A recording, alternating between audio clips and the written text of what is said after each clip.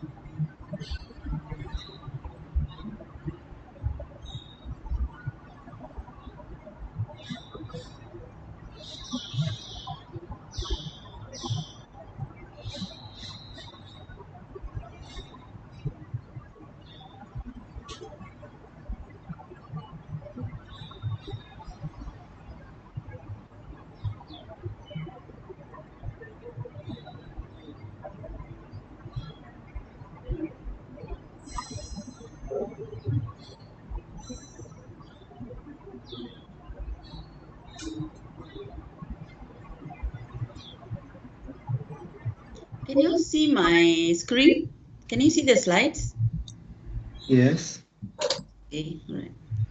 Sorry, I'm just doing some testing. Okay, so can see my PowerPoint slides, yeah?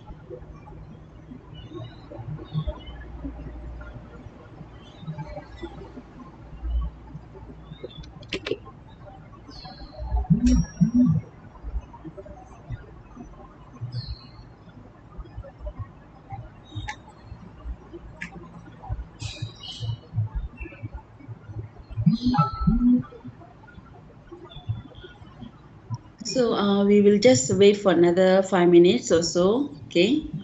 Just see if more students are coming in.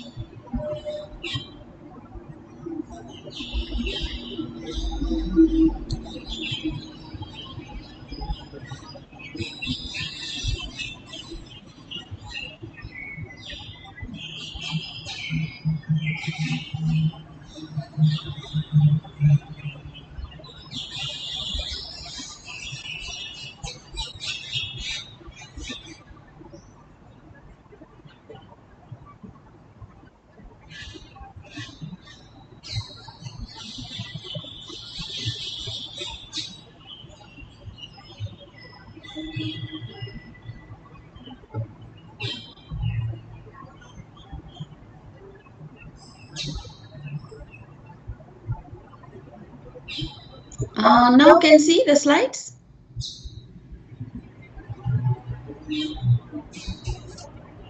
Yes, sir. Okay, all right. I'll just stop sharing first. Okay, later I will continue. Okay, just give a few minutes for students to come in.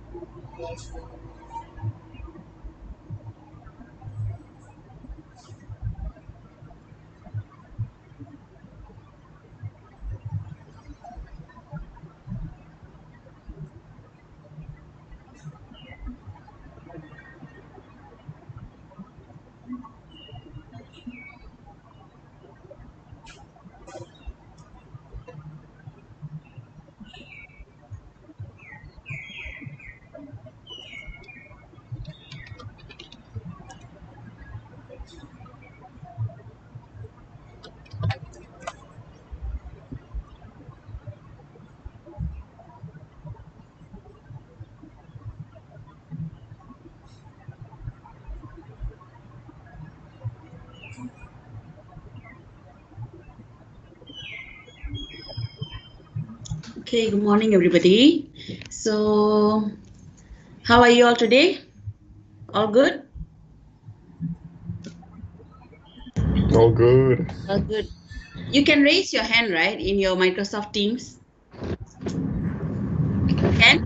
Does that work? Yes. Raising hand function, does it work? Oh, yes. Okay. All right. So, I'm sure the class is very big. I'm sure everyone cannot be saying, but I believe everyone is safe and sound, okay, wherever you are.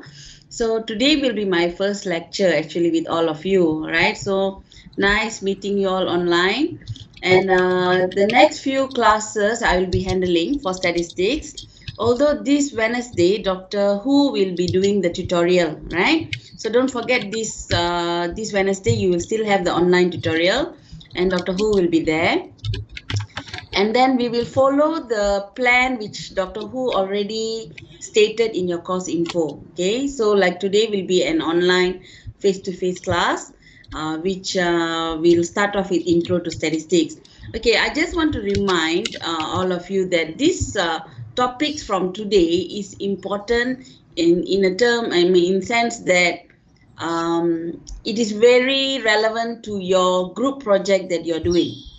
Okay, so your group project, basically you can follow exactly what we are going to go through throughout the lecture from today. Okay, even if you don't have an online lecture, when you have a pre-recorded lecture, please follow whatever that we are explaining in the lecture. All right, because those are the things we basically expect you to put in your group project. Okay, basically you are going to learn the theory part and then you apply it in your group project. Okay, for example, if you are going to teach you different ways of testing some data or analyzing a data, so you try to apply that for your kind of group survey. Okay, for your survey that you'll be doing. Okay, are you all clear? Can you all hear me so far? So far so good? Yes. Okay, great. Okay, now let me share the slides. So today's lecture is quite, it's an intro slide.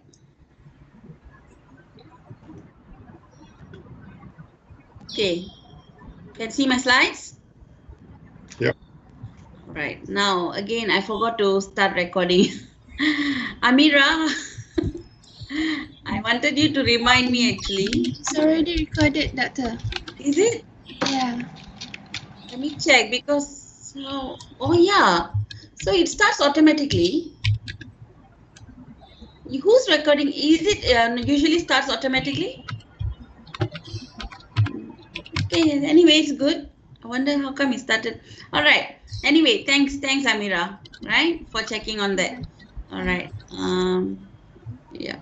So please don't forget to take your attendance as well. So few things I need to do every time I start the class, which is I must start recording. I must ask you all to take attendance. So if I forget, please remind me as well. Okay. All right. So today the topic will be on intro to statistics, right? So after I finish my lecture, okay, or in between, if you have any questions, you can just unmute and ask me the question. Okay, if not, you can wait until the end of the slide presentation, and then I will open up for Q&A session. You can either use, you can ask directly or you can use the chat box. Okay, so that's the plan for today. So what is this statistics?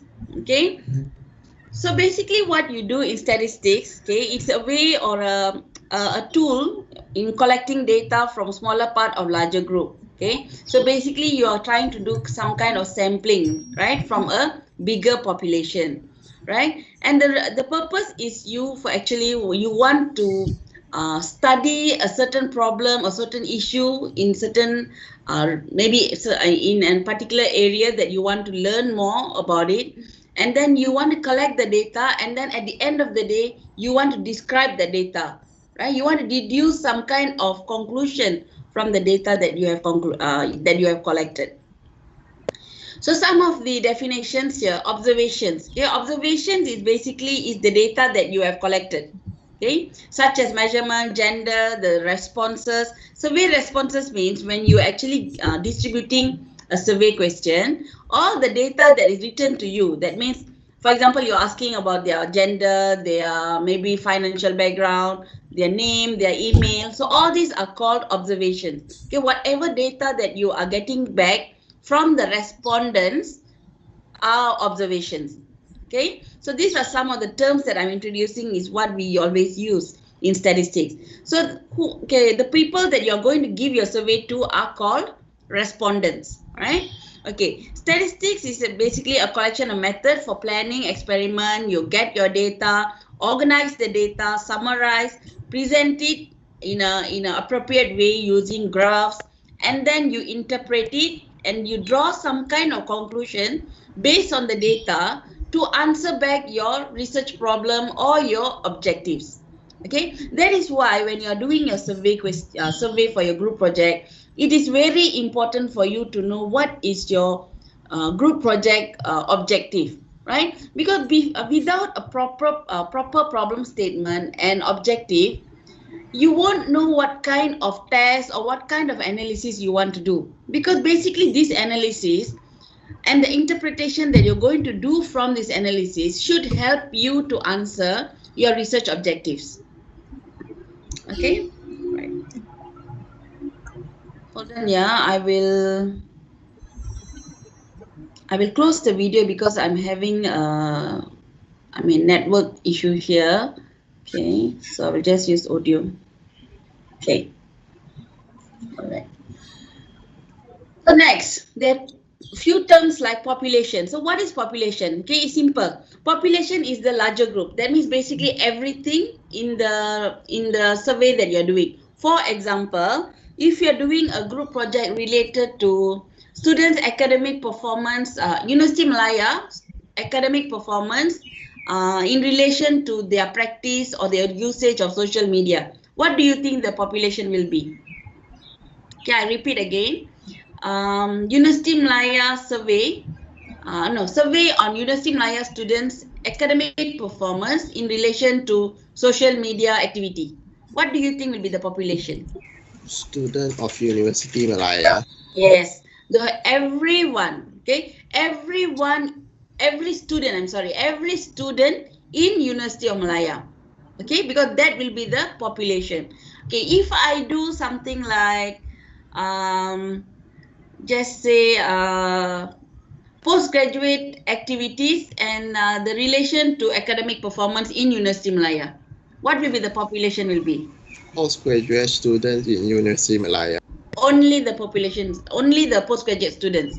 Okay, so that is why when you have your own study, right, it depends. Population and sample differs based on your context of your survey. Okay, so population basically means everyone everyone who are studied in that particular research, okay, or that particular survey. So what is census? Census is any kind of data. For example, if in your survey you are doing University Malaya students' performance in relation to social media, so if you can manage to get respondents from every student in University Malaya, this data is called census.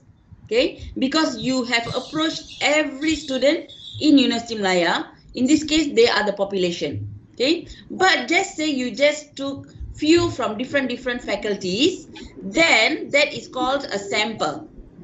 Okay, so do you think you'll be doing populations or sample? For sure, it's sample.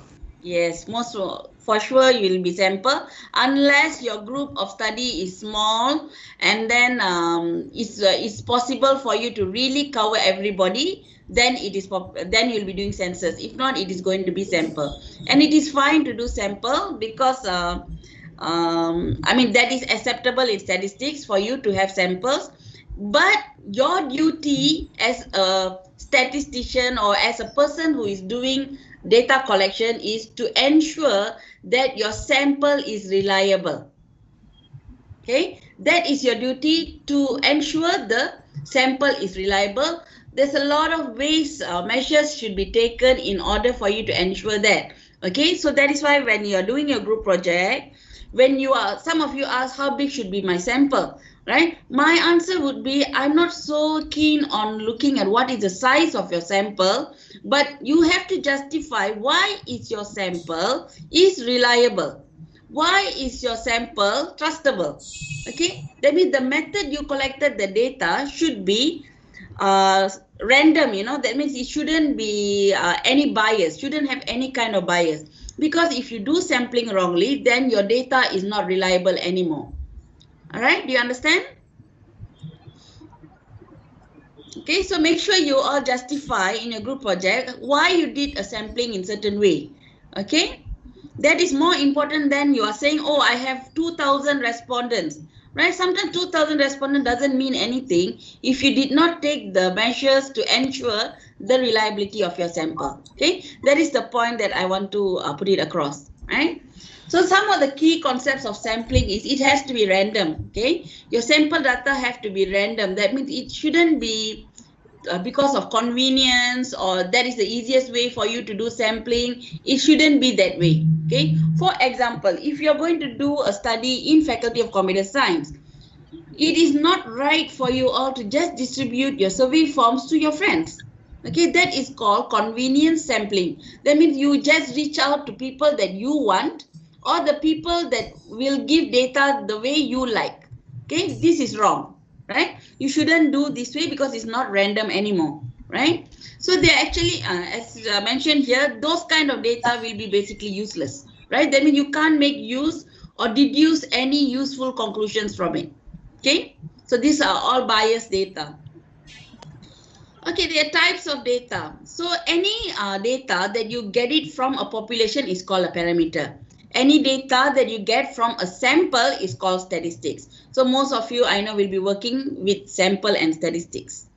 Okay, so there are two types of data, quantitative and qualitative, right? Quantitative data are basically numbers, okay, representing counts or measurement. For example, weights of supermodel, or weight of the books, or height of a building, height of the student, right? So these are all quantitative.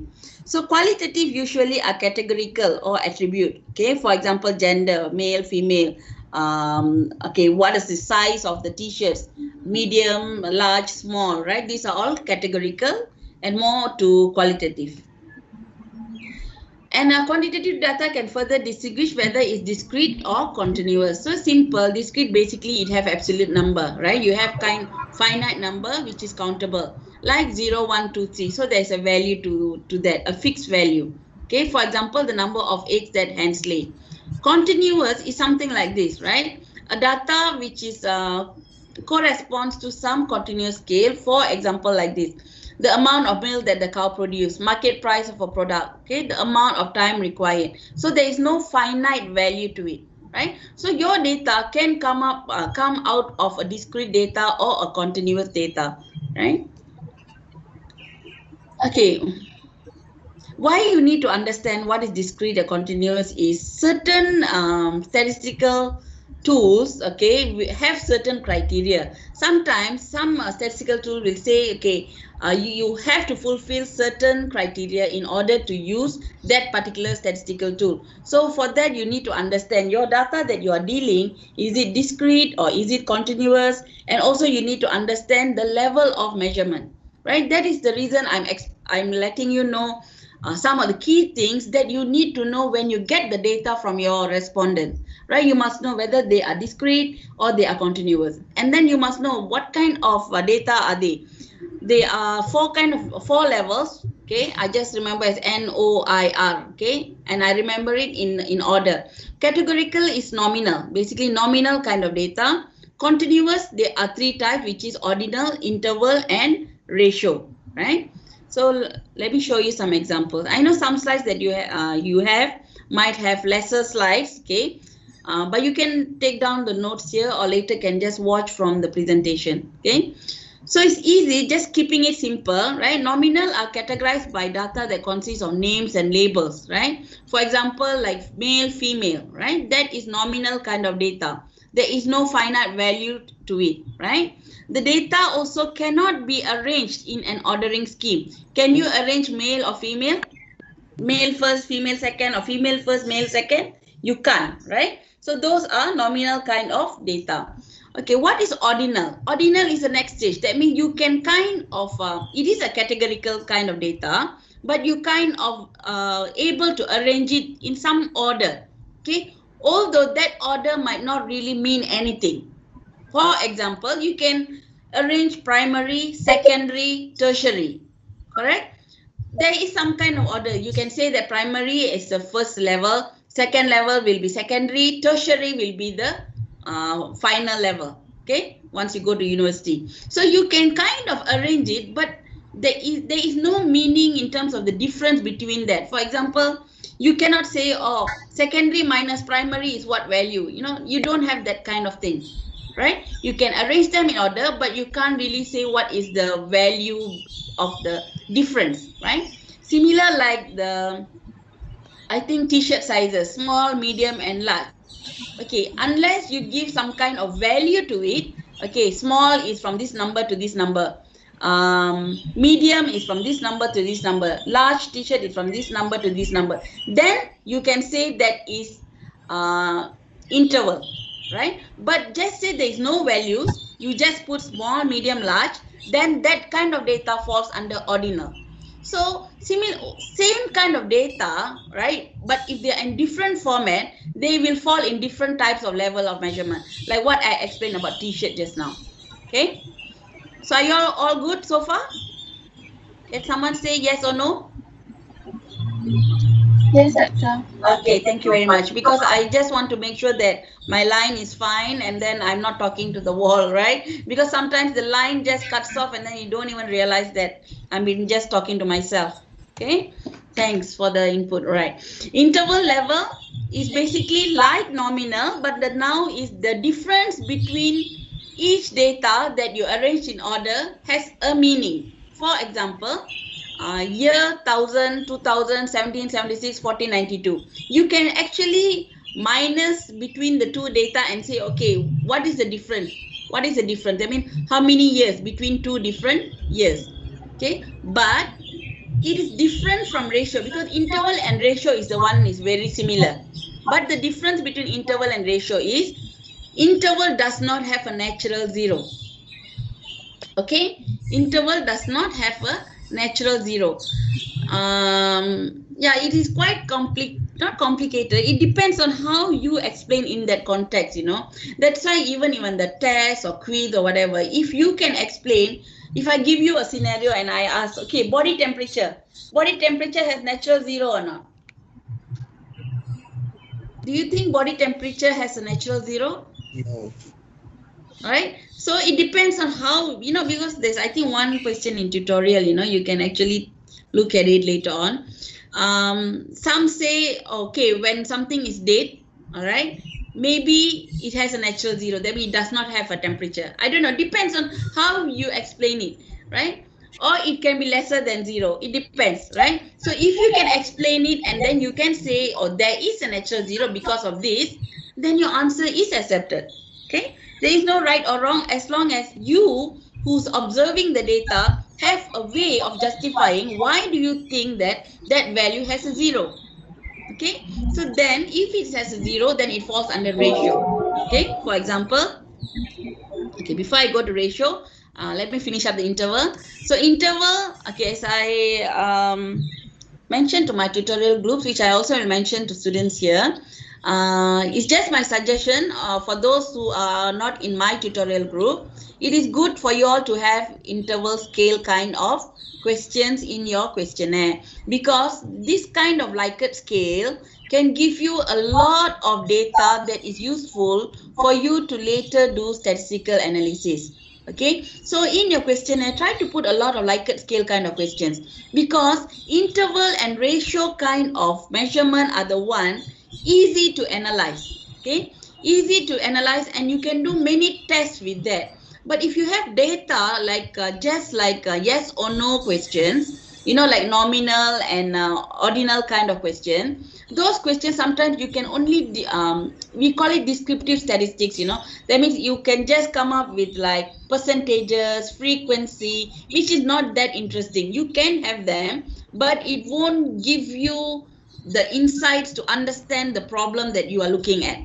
Okay, but this kind of Likert scales usually will give you more room to get more different types of data from, and you can look at certain problems from different angle. And then there are so many statistical tests that we can do with the data that you get from Likert kind of scale. Okay, and this is not a very good example because I have a neutral here. What happens when you have a neutral? Most of them who's lazy to answer a survey will just put neutral sometimes, because they are lazy to read all the survey. Okay, they just want to get it done, so they put all neutral. That is why sometimes it's better for you to have like 4, 6. Of course, not 2 lah. Right? 2 choices is too less. So maybe you can have a Likert scale of 4, or you can even have with 6. Okay, just to avoid people answering the center value because they are lazy. Why we don't want that is because if we have respondents like that, then they are going to give the wrong, how to say, information, which will affect your conclusion that you're going to make out of your analysis. Okay, so that is why one of the things you have to do when you get your respondents is check your respondents data, I mean. Okay, because you want to make sure that there is no data which students simply answered, right? So you have to remove, this is called cleaning, right? You have to remove and filter out things that might give you the wrong interpretation, right? So the numbers here indicate value to be assigned, right? Each possible answer, least favorable. Okay, this depends, right? Totally depends on how you design it. It's not necessarily will be strongly agree, right? There can be so many other kind of info that you might require. Okay, so please try to use this more in your questionnaires. Okay, ratio, the difference with interval is it has a natural 0. Okay, so where 0 indicates that none of the quantity is present. So for example, like this, prices of college textbook. Okay, you might argue that all the books should have a price. How can you say that the book doesn't have a price, right? But you put in a different context. If I put in a context where the books are given away free to students, okay, then I can justify that this is a ratio measurement because there is no cost for this particular book. Can anyone suggest any ratio level measurement that you might know that has natural 0? Anyone want to try? While I just have a sip of coffee. Anyone want to try? Ratio. It just must have natural 0, and then it must have some difference between one value and another. Who want to try?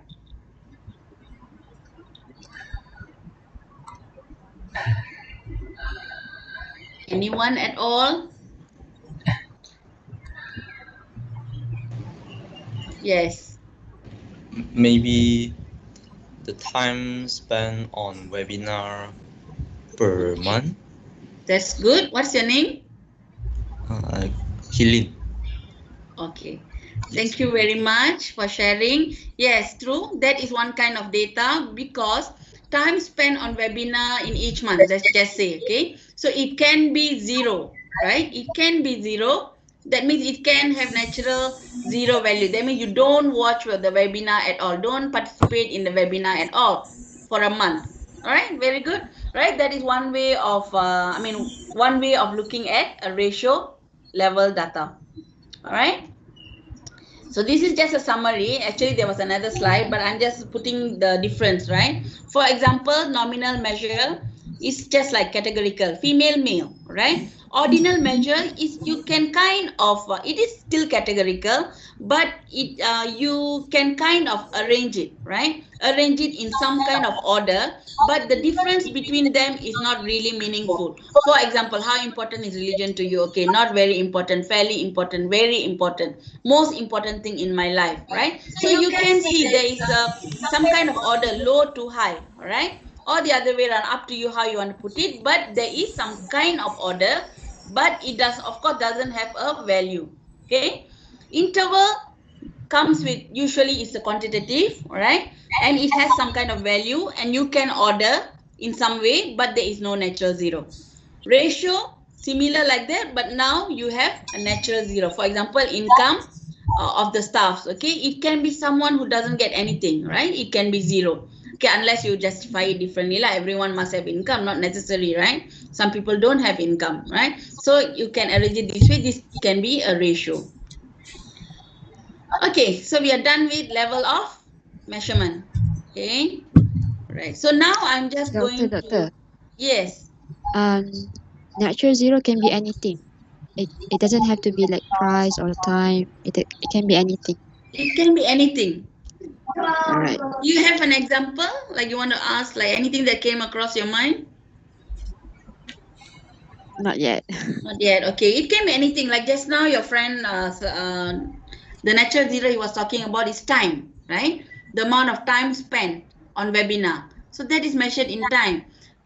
Cost is money, right? So that's natural zero. And I also was asking you about body temperature just now. Okay, body temperature. Temperature can be zero, right? So anything that is how to say natural. That's why we don't really say I mean what kind of zero it is. It's just no value. Okay, no cost, no time, you know, things like that. Anything that has a starting point. Maybe that's a better word to use. There is a starting point, right? Understood, doctor. Thank you. Okay. All right. Thanks for asking. All right. So, well, I'll move to the next one. Some of the bad examples of survey. All right. So, voluntary response is one of the worst things. Please avoid that by any cost. Right. I know sometimes you got no choice, but you will actually try to approach your friends, your family members, right? But please also understand that try to ask, I mean, you have to get more data, more reliable data, I mean. So just say if you're doing something for UM students, don't only distribute to your faculty members.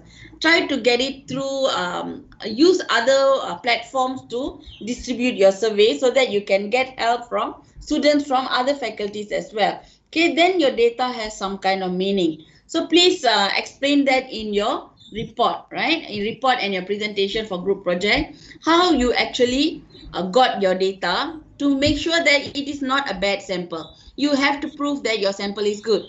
If your sample is bad, your results will not be reliable, regardless whatever high level test that you use, you can't do anything with that. Okay, it's not going to be reliable anymore. The first step for you now is to ensure the way you collect your data is very reliable. Okay, avoid any kind of voluntary response. Don't just ask, okay, your friends in your maybe your family members only, since now you're at home, right? You're not even in a hostel, but okay, or maybe only you ask the statistic friends, or you only ask your batch mates, right? So that is going to be not a good sample, right? Okay, why do you think is so? Why do you think I'm saying that? Okay, one thing you must understand, there is a tendency that people from the same group or same batch or people who are connected to each other might have similar situation. That is why they are linked together in certain way, right? Similar situation, similar interests, similar problems. So when they have similar interest, similar problem, if you ask the same group, you will get the same kind of answer. So do you think the data are going to be reliable after that? You cannot, because you cannot represent one big problem but confined to one faculty. But you actually need to get info from other faculties itself if it is relevant to University Malaya. Just say the data is relevant to UM. You cannot be only focusing on FSKTM. Then people in FSKTM only will talk about the problems they face. What about people problems faced by other faculties? Maybe when you actually collect data from different faculties, you will realize that only faculty of computer science face this problem, but other faculties are not facing that problem, and maybe that is not a big problem at all for them. That is the reason we need to get a larger set of sample. Okay. Okay. Some of the bad samples, okay, are small samples. Okay, just now is bad sample. Small sample is also bad. I know. That's why I'm not telling you what it should be the sample size. Besides having a good way of collecting your data, also please don't stick with small sample. You don't say, doctor, I cannot get much survey. I only got 20. I only got 30. It's quite difficult. All right. If you 20, 30, you can't reliably do any kind of analysis with that, right? So try to get as much as possible. Okay, if you check the Google or anywhere, there is a way of computing sample size actually. That means you have to, for example, if you are doing a survey with faculty of computer science student, you first need to know what is the population of faculty. Okay, and then you have to put in the value of the population, and then you want to know what level of accuracy you want to achieve. They call it confidence, right? What level of confidence you want to achieve? You just say 90%, and then it will calculate for you what should be your sample size. You can try and see if you want to explore. But the issue with that is, if you don't know what is your population size, then you can't use that. That is the only issue. That is why I'm not really encouraging you all to use unless you know the data of what is the population.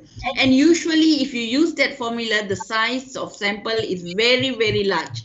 Okay, because it will calculate based on your population size. So usually if a person is asking me, if you're asking me what is the best sample size, of course you have to refer back to the population.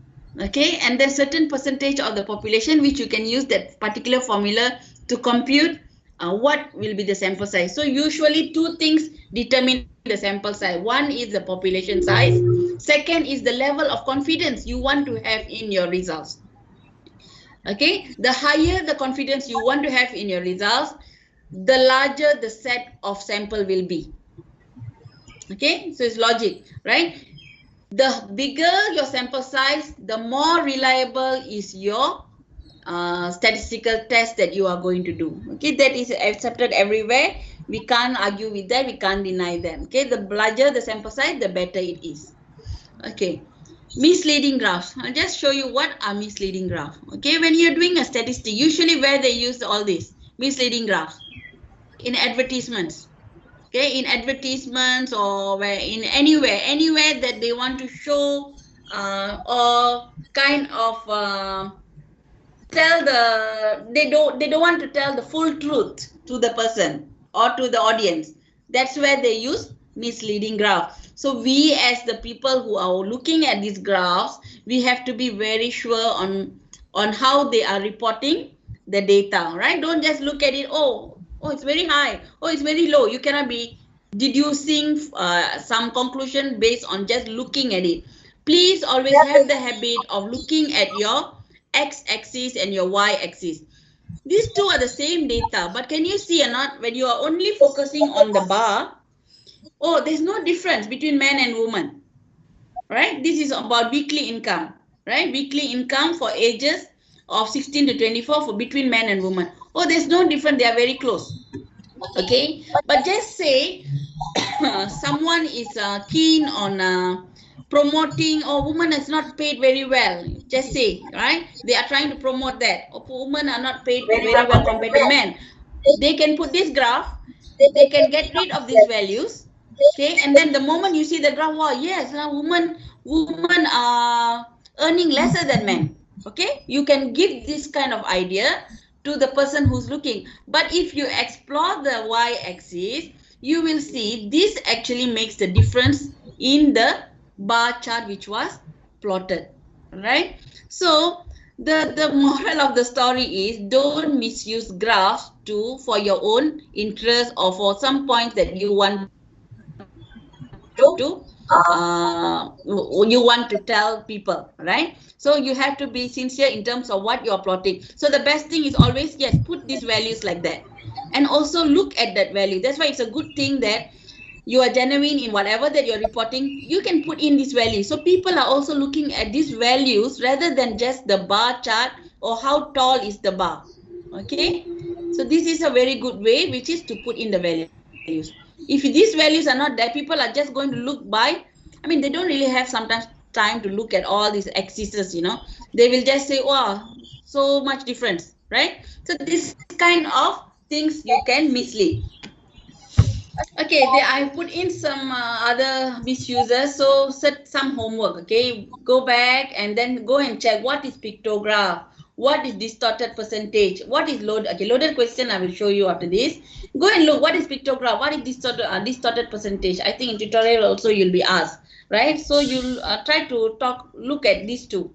What is pictograph? What is distorted percentage? Right? These are different ways of people misuse statistics. Okay, loaded question is basically, when even in your survey, you must try to avoid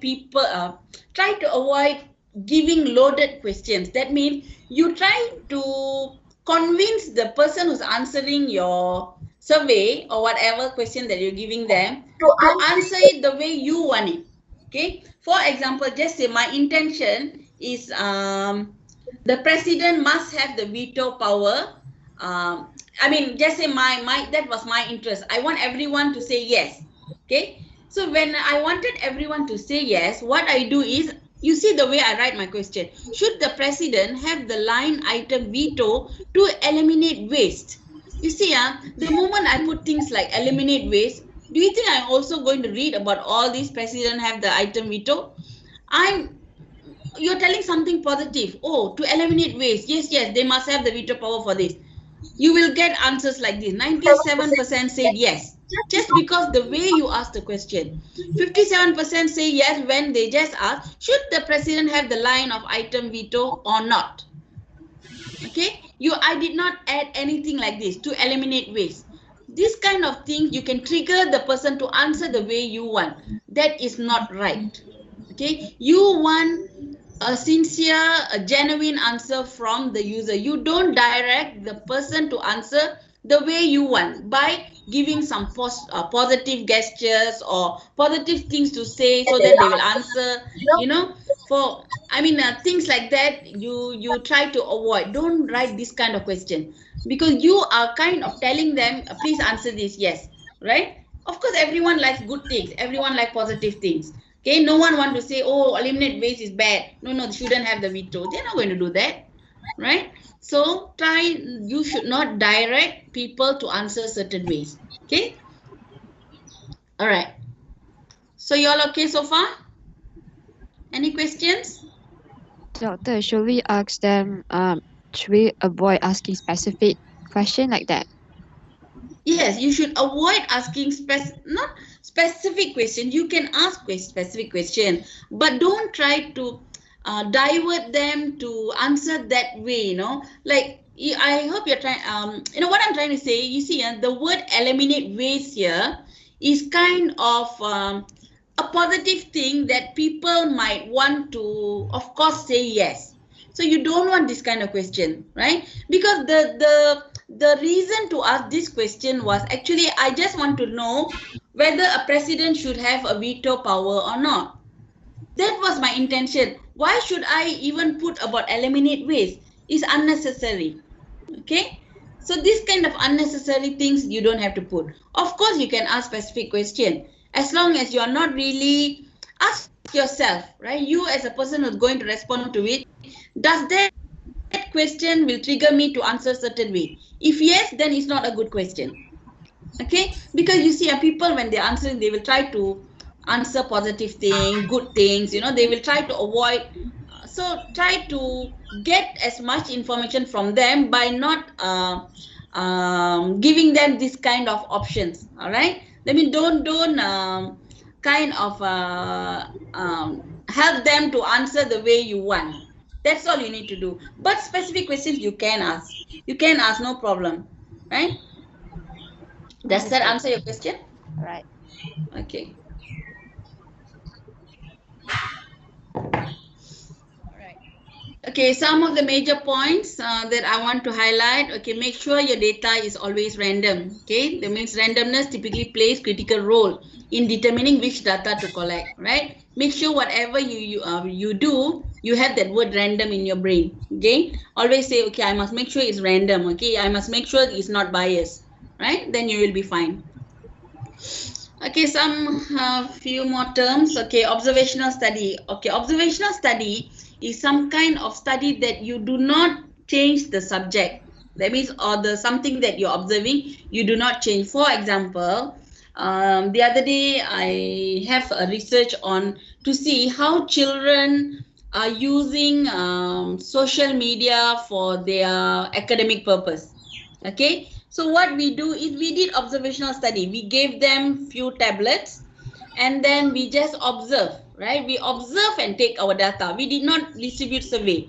So this is called observational study. I sit there, I just watch them to see what are the links they are clicking, or how are they interacting with the screen, how long are they sitting with the tablet, right? Things like that. So these are observational study. That means I do not attempt to modify anything that the student is doing. I'm as original as possible. I just observe and I get the data of their behavior and the actions and things like that. Okay, so that is called observational study. Right. On the other hand, experiment is applying some kind of treatment and then observe its effects on the subject. This is usually happens in sciences, right? Usually what we do, for example, for medication, if you want to test whether a medication is working or not, then you have to do some kind of experiment, right? So for example, you give the person a certain for example, right now all this COVID thing, how do you think they're even going to test the vaccine? Okay, you can say maybe animals, I'm not sure how, but they are also volunteers who will be doing the testing on this vaccine, correct? So the volunteers usually wouldn't know that they are getting the vaccine or not. That means some group of students, just say I have about just making it a simple number. Okay, just say I've had 100, 50 of them I give the vaccine, another 50 of them I do not give a vaccine. Maybe I will just give them vitamins. Okay, but they won't know, right? They won't know that they are given vitamin. They won't know who is given the vaccine, who is given the vitamin, right? But what they know is they all volunteered to do the vaccine test. So this is called an experiment, because later on I will collect data from these 100 people, how they responded to the thing that they've been given. But you, as the person who experimented it, will know which subject was given vitamin and which subject was given the actual vaccine. Okay, why do you think we do that in experiments? Why some given vitamin and why some given the actual vaccine? Anyone want to try? To determine the placebo.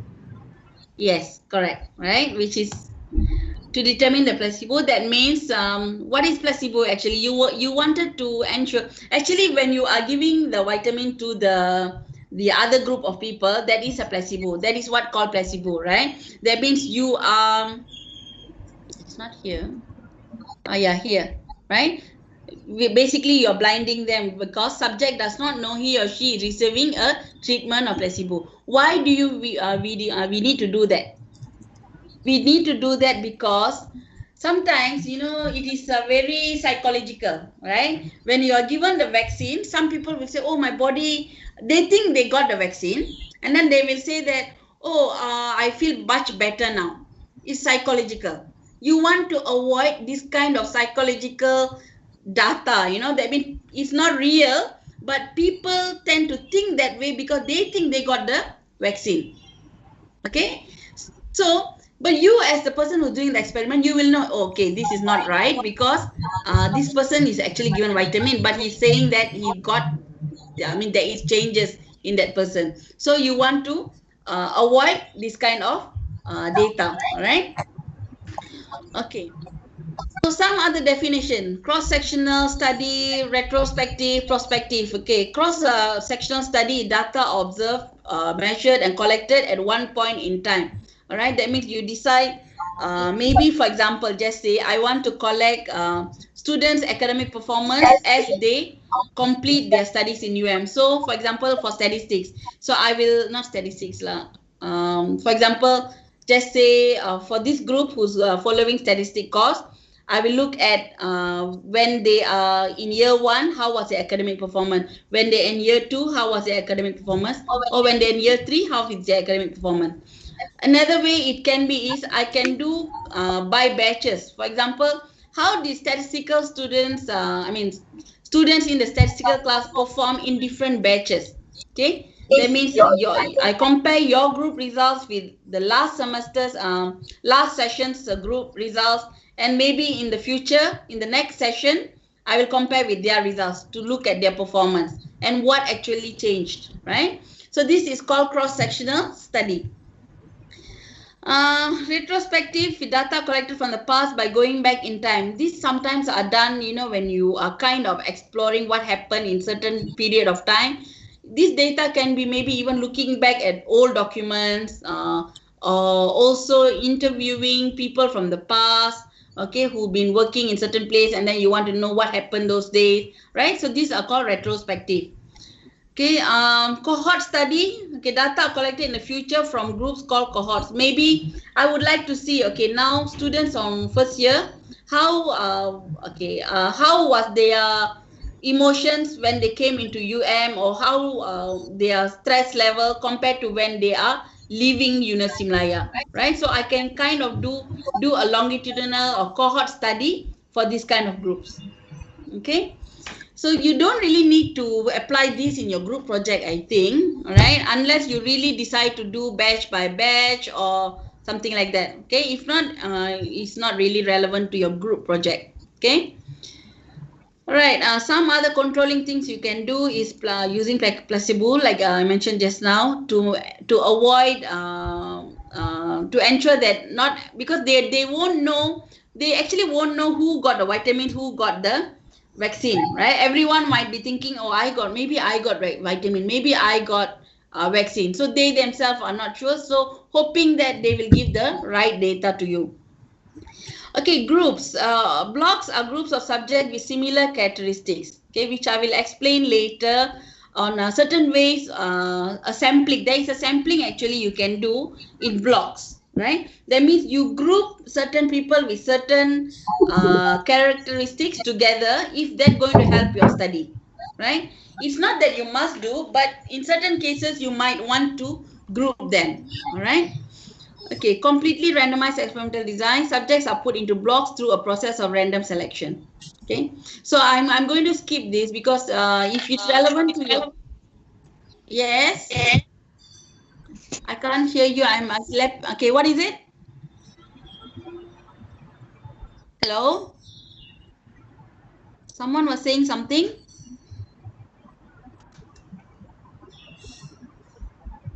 Are you all there? Yes, we are. Yes. Did you lose me or what? Anything? Because I heard someone talking just now. Is there anything? Not me. I don't think Nothing? so. Okay. Not sure it is equal or what. Oh, okay. But you didn't lose me, right? You were there listening to me. Okay, all right. Okay. Okay, replication and sample size. All right, I don't want to repeat this sample size again. I explained what is sample size. It has to be large enough. It has to be random. All right. So I think you no need to ask unless you really want to. Okay, you already get certain sample size. You want to check with your lecturer, doctor, is this size good enough? Please go ahead and ask. But try to get as much as possible. And very important is the way you collect it. Okay. Okay, what is replication? Replication is repetition of an experiment when there are enough subjects to recognize the differences in different treatments. Okay, so I will always say replication is important because, okay, when you get a big enough data or big enough sample size, whatever conclusion that you are making from that data through the statistical test usually will be relevant even if you use different kind of data or different groups, okay, or different subjects, because the data is so huge or so reliable that whatever conclusion that you made, it is acceptable regardless of which sample size you're using. Okay, that means if you do a study now in Faculty of Computer Science, right, next year maybe a student is doing a similar kind of study, the conclusion might be very similar if you would have done the coverage well. Okay, so a good analysis or good survey is something that can be replicated, right? That means if I redo that thing with a different sample of students in I might get similar results, provided there's no big changes lah in the environment or in any kind of process in the context. Okay, so that is what I meant by replication. A good survey or good conclusion made from a properly done survey usually can be replicated. Okay. Doctor, I have a question. Yeah. What does Yes. different treatments mean? Side, No, the same slide just now. Repetition of an experiment when there are enough subjects to recognize the difference in different treatment. Different treatment here, like what I'm mentioning is, okay, if I use one treatment can be, maybe I use different sample sizes, okay, or different groups of people, okay, or even, okay, treatment here, how to put it down? Okay, if I put into medical context, maybe if you give a different approach, okay, a different approach to that group of people, all right, you can get similar kind of results. Okay, just say I have a medication lah. Okay, I have a medication that I want to explore whether it works or not. Okay, let's take the vaccine. Okay, if I use a different set of people, maybe one group test was done in China, let's say. Okay, they got certain kind of results. If the similar test I done with people in Hong Kong, let's say, okay, people in Hong Kong, I should expect similar kind of outcome. Okay, if my outcome in different countries is going to be different, then something might not be right with my experiment, or something might not be right with my first experiment that I've done, right? Because if it is done very well and then it shows that, okay, this vaccine works, but when I try it in a different group of people, just say that now I'm trying it in Hong Kong, right? But it doesn't give the same result. Of course, there are some other factors. For example, maybe they are biologically their body is different, right? I'm putting away those factors out. Okay, I'm just saying that if you replicate it elsewhere or with a different set of people, it should give a similar results.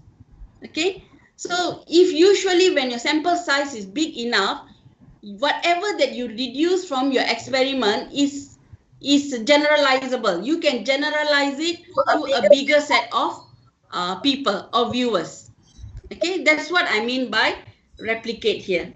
Okay, I think what's important, I'm not really following the words here, but what you need to understand is replicate means basically you can replicate an experiment that you are doing. If it is big enough, if your group is big enough, that same outcome can be seen in a different experiment, although it might be using a different set of sample. Okay, this also applies in our computing research. Usually when we come up with some kind of algorithm, okay, you develop some kind of algorithm and then you want to see whether an algorithm is working or not. So what do we do? Okay, for example, in my case, what I will do is I will have a sample, right? I will have a sample of users, or it can be a sample of data that I use to test whether the algorithm works or not. Okay, if my data is big enough, okay, and different enough, that means it can capture the changes or the behavior of my algorithm. Then if maybe I use a totally different set of data to test my same algorithm, I should get same outcome. That means whether the algorithm is doing better than the other algorithms or not. I should get the same outcome. If I don't, that means my first experiment that I've done, something is not right with my data, most probably. Or it's just that my algorithm is not good enough. Okay, that's what I mean by replication. Is that clear? Yes, it's really okay. clear. All right. Okay, now let me see how many more slides we have. Okay.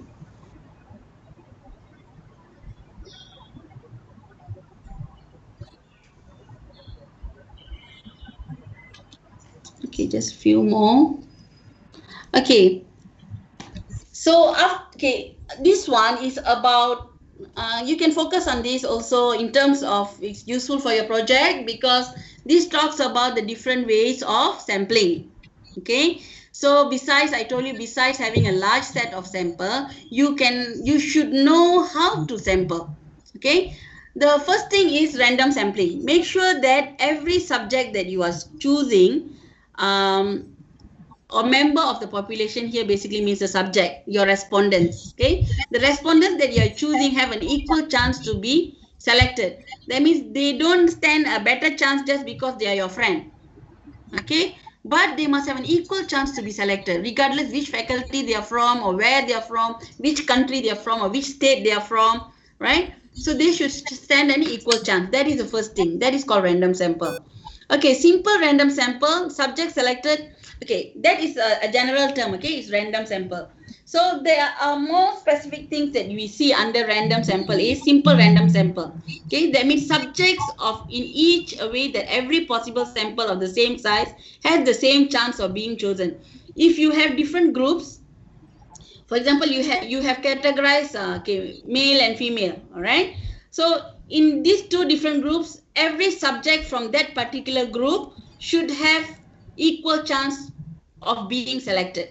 Okay, so now here I'm looking at various groups. Okay, various groups where each of the subject in that particular group have a way of being chosen and they have equal chance, similar to random sample basically, right? But here maybe basically you're looking at different groups. Okay, simple random sample. We have one question like this in the tutorial. Okay, we will explain it further in the tutorial to see whether you'll be able to identify what kind of scenario is that we are giving. Okay, we have few others as well, right? Okay, so random sampling basically I'm sure you would have done even in coding, right? Randomly choose some data. You also can do it in terms of for computing as well. Sometimes we just use a function we call random, right? So we can choose certain data randomly to ensure that it is not biased. Okay, so this is one way of choosing. This is I won't say this is not random. I would say this is also random. Okay, systematic sampling is selecting some starting point and then select every kth element in the population. Have you seen this kind of systematic sampling anywhere in your life through your experience? Anywhere at all? No, Have you experienced this? no. No. Okay, I thought you would have, because you know why? Sometimes when we go for group training, when we have like some kind of workshops with a particular group, sometimes we need to do groups, right? So what they do, okay, each of you count 1 to 10, 1 to 10. Okay, and then they'll say all the number ones form a group, all the number twos form a group, all the number threes form a group. Have you experienced that? Yes. Yes, Yes, doctor. right? Okay, that is systematic sampling.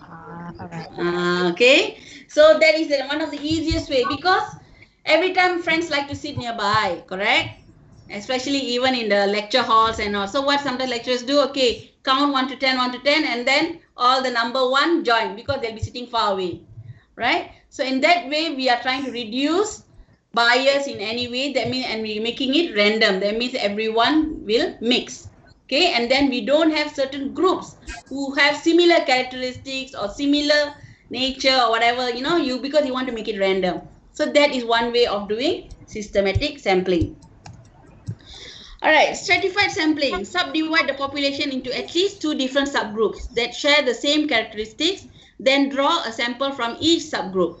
Okay, that means you can group them in certain category, any kind of category, like simplest is woman, man. Maybe another group can be, okay, students' height in terms of anyone more than 1.5 in one group, anyone less than 1.5 one group, just say lah, right? Anyone more than 2 another group, right? So there's a different characteristics.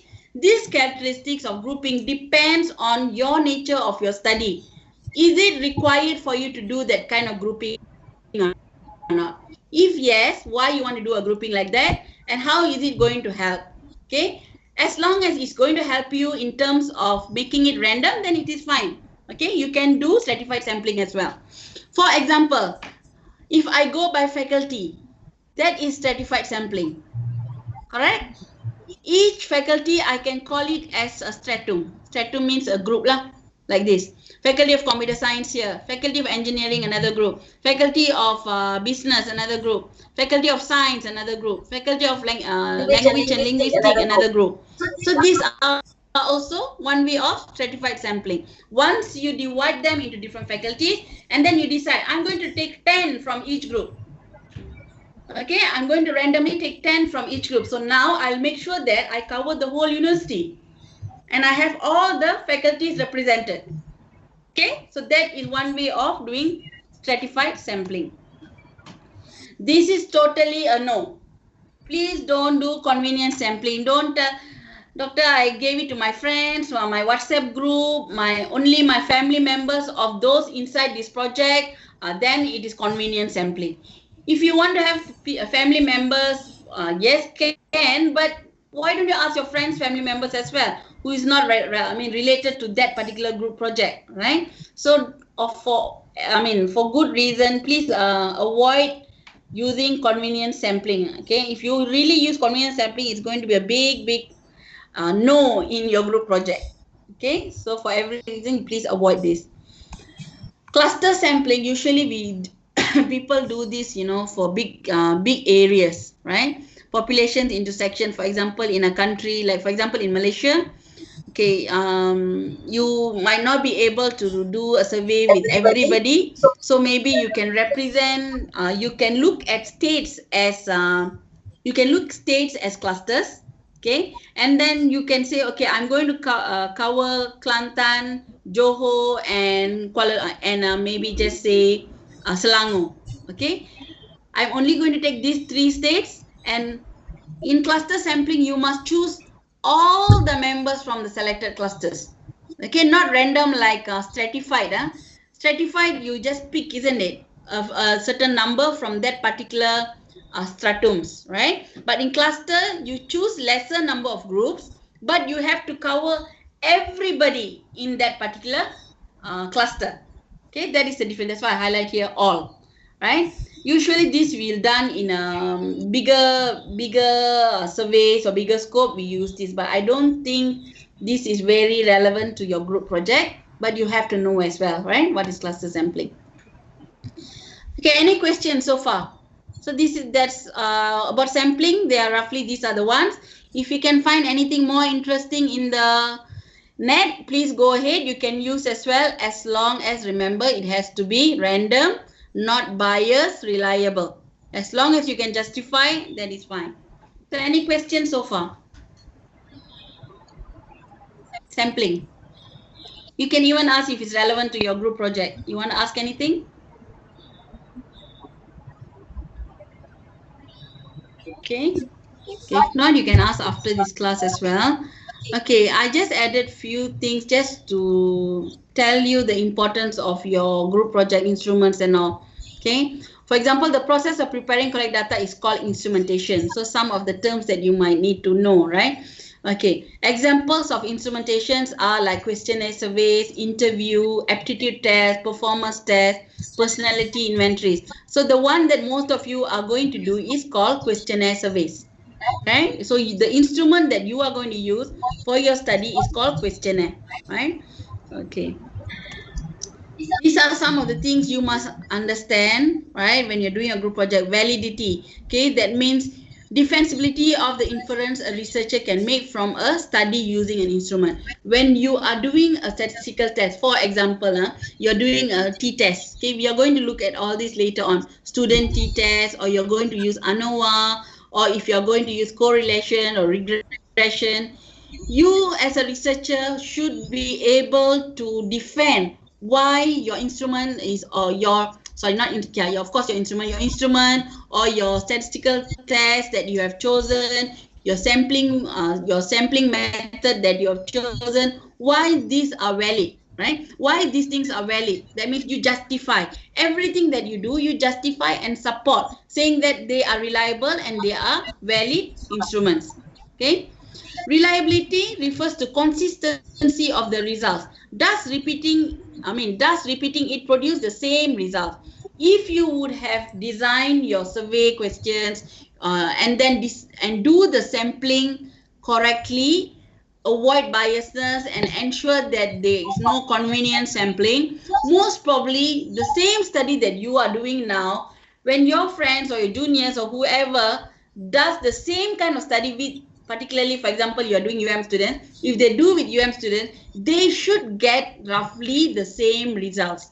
Then you did a great job, right? That means because within few years things won't change too much, right? Of course not like this year lah. This year particularly changed too much, right? Provided that there is no factors like COVID and things like that, maybe how things the results that you got is still similar when you use different sets of people.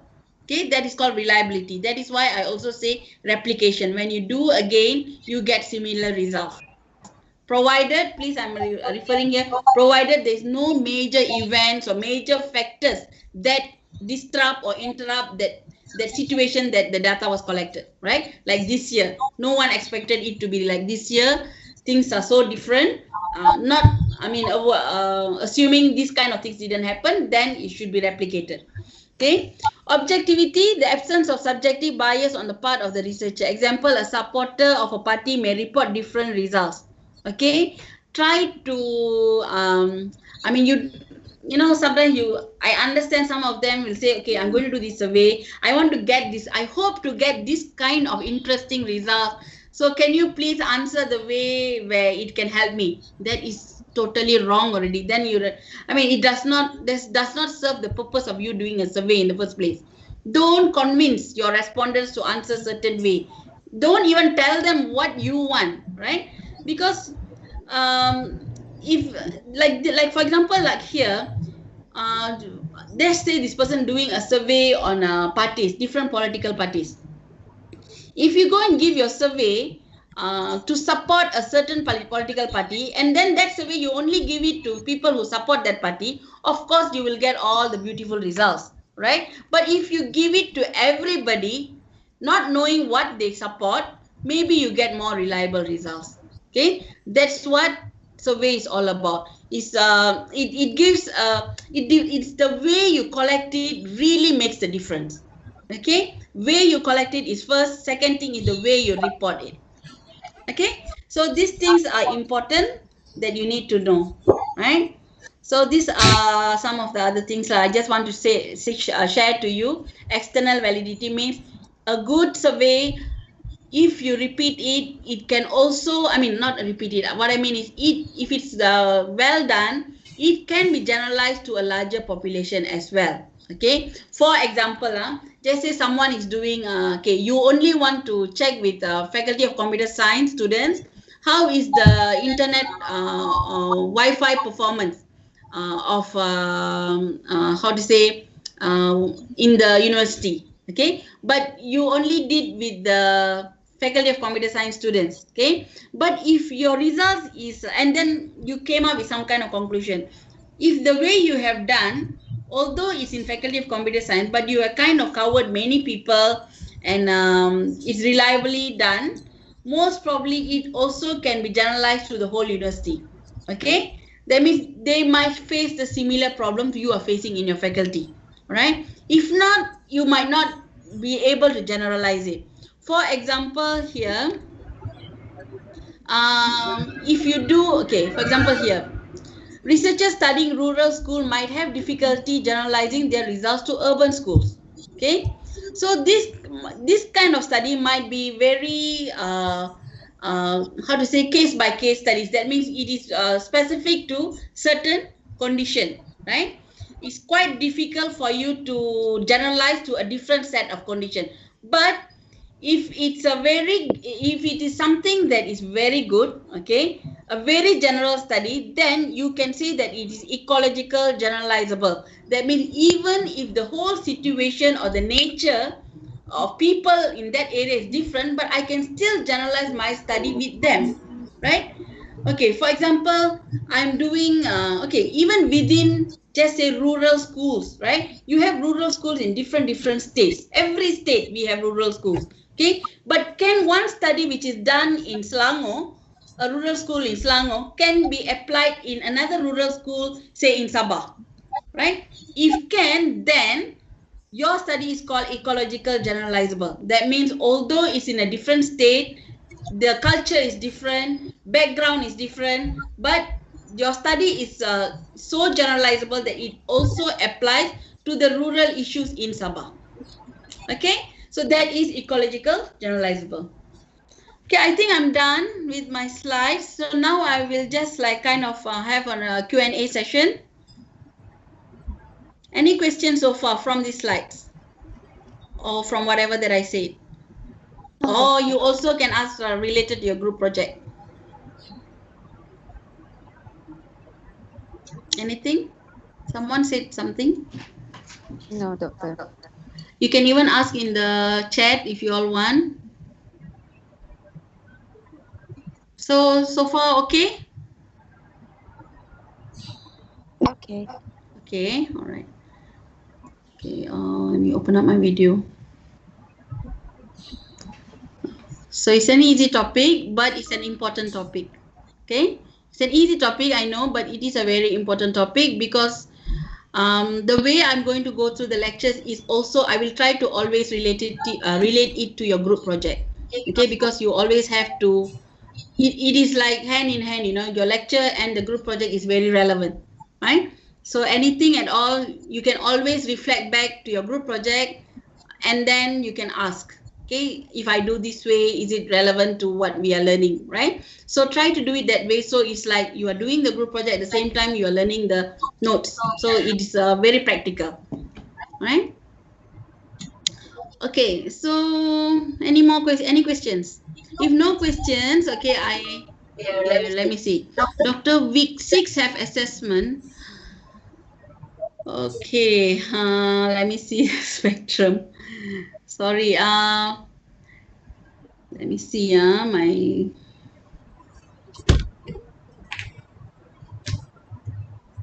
let me see my course info because I have to refer to that as well.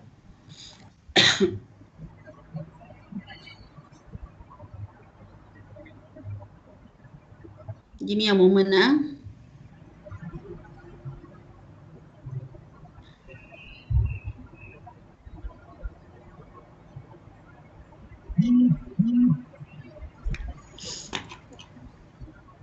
Because we are also looking back at all our course information which is stated, right?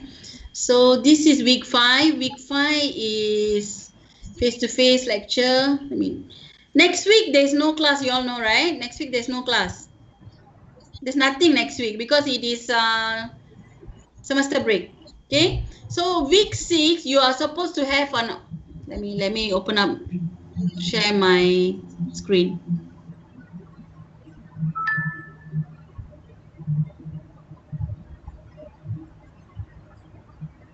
Can you see the course info? Hello? Yes. Okay, all right. So in the week 5, if you see, it's face-to-face live online lecture. I'm showing you the course info. I hope all of you are looking here. And then there will be face-to-face live online tutorial this Wednesday. Okay, Dr. Who will cover last week's lecture. Okay, and then next week is break, mid-semester break, right? So next week there's nothing. If possible, I will try to upload the slides much earlier, okay, so that maybe you can go through the slides as well, okay, and start preparing for your group project. Okay, so week 6, which is lecture on 23rd, is supposed to be non-face-to-face, okay, and you're supposed to have an online quiz. So yes, so the answer to your question is yes, there is an online quiz. Topic is from lecture 1 and lecture 2, which is 10%. That is what Dr. Who told me. So lecture 1, lecture 2. So what is lecture 1 and lecture 2? So lecture 1 is from the Bayes theorem, and also lecture 2 is discrete random variable and discrete distribution. Okay, so that is lecture 1 and lecture 2. Is it? Hold on, yeah. Okay, wait, let me message. Okay, lecture 1 is probability annotation. Sorry, because when it goes lecture 1, so it is probability and its notation, and also Bayes theorem for quiz 1. Okay, I repeat again, probability and its notation and Bayes theorem. Okay, so these two will be covered for your quiz 1, week 6. So it's going to be online. Okay, so please wait for instruction from Dr. Who. He usually also announces in Spectrum. Please check in Spectrum.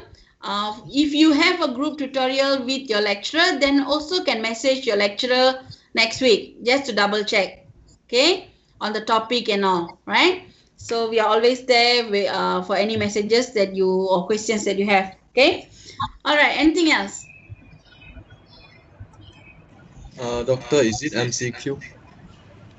My answer for that is we don't know yet because we haven't even set the questions yet. But it's I'm not sure. We will get the information and inform you.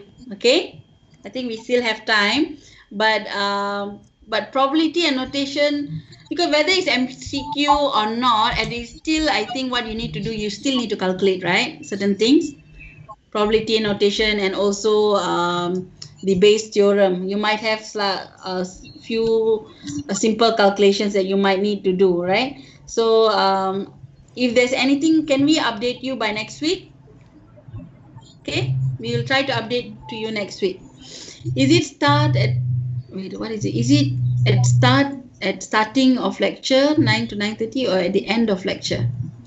Okay, guys, can we wait for the instruction from Dr. Who? Because I do not want to share this info here without double checking with Dr. Who, because we need to finalize on that. Anything at all, please always check Spectrum, which is accessible to all. Okay, and also individually can check with your communication groups that you have with your lecturer. Okay, so whether it's starting at 9 or whether it's starting at 10:30, we will inform that in your Spectrum. Okay, that will be the safest. Okay, I don't want to promise you anything at this moment, right? Okay, so doctors, the sample need to have equal chances of getting the survey. Can you give example how the chances can be different? Not getting the, okay, can you give example how the chances can be different? All right, you see, if you're going to do a survey, just say your subject is on University Malaya students, okay? If you give your survey to only Faculty of Computer Science student, don't you think they have higher chance of being selected just because they belong to your faculty and maybe because they are your friends? That is what I mean by they have higher chance or biased chances in terms of because they know you, right? So if you give it to randomly to other groups as well in right, other universities and things like that, so then you can say that your data that you have collected, your respondents were having equal chance of being the respondent for your survey. That means they are not necessary to be your friend, or they are not necessary to be belonging to Faculty of Computer Science in order for them to be part of your survey. Okay, if they have to be your Faculty of Computer Science friend or your batchmate or anything like that, that is already biased. That means they don't have an equal chance. People from outside don't have an equal chance because you are doing survey on University Malaya students, but you are only picking people from your faculty. That is already showing that students outside your faculty do not have an equal chance. Okay, because you did not make the approach where everyone has an access to the survey form. Every student of have the access to the students, to the survey forms. Okay, but sometimes if you are not able to put in a public domain where all the students can access, at least your approach should be reliable. Like what I said just now, for example, the stratified. Okay, maybe you can say, okay, to ensure that they all have equal chance, I'm going to do it this way. I'm going to divide the faculties into stratums, and then from every faculty randomly I will take about 10 to 20 students. Okay, so maybe you try to get a contact of your friend from that faculty and ask your friend to spread it to their groups. You don't even know the other people, you only know your friend from that faculty maybe. Okay, but at least that friend can send it to people that you also don't know. So at least there's a chance that you're reducing the possible biasness by sending it outside to even people that you don't know. Okay, that's how you are creating equal chance. You can justify, I know there is a lot of restriction and limitations, but you can try to design your sampling method as reliable as possible to reduce the biasness of your results, and also to try to promote or encourage equal chance in terms of them getting the survey form. Does that answer your question, Izzat?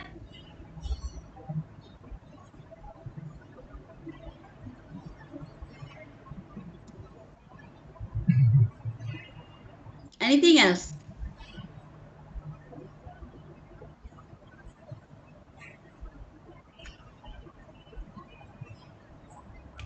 Okay, if there's nothing, we can end the class here. Anything on the group project, on the quiz, details on what time, where is it, please always check Spectrum. Maybe by this week or latest by early next week, we will put it up. But as far as what I see from our plan, is from lecture 1 and lecture 2, which is the first week and second week lecture. All right, so just start preparing for that. All right. Okay, can I end the class here? Are you all good? Yes. Okay, all right. So, okay, so if you don't have anything, you can start leaving the group, the chat, the meeting. I will just stay here for a while just to see if there is any more questions in your chat. Okay, so I will just reply as they come in. Okay, so those who want to leave, you can leave. I'll just stay here for a while. Okay, bye-bye. Thank you, Doctor. Welcome. Thank you, Doctor. Doctor. Yeah. Doctor. Thank you, Thank you, Doctor. Doctor. Thank you, Doctor.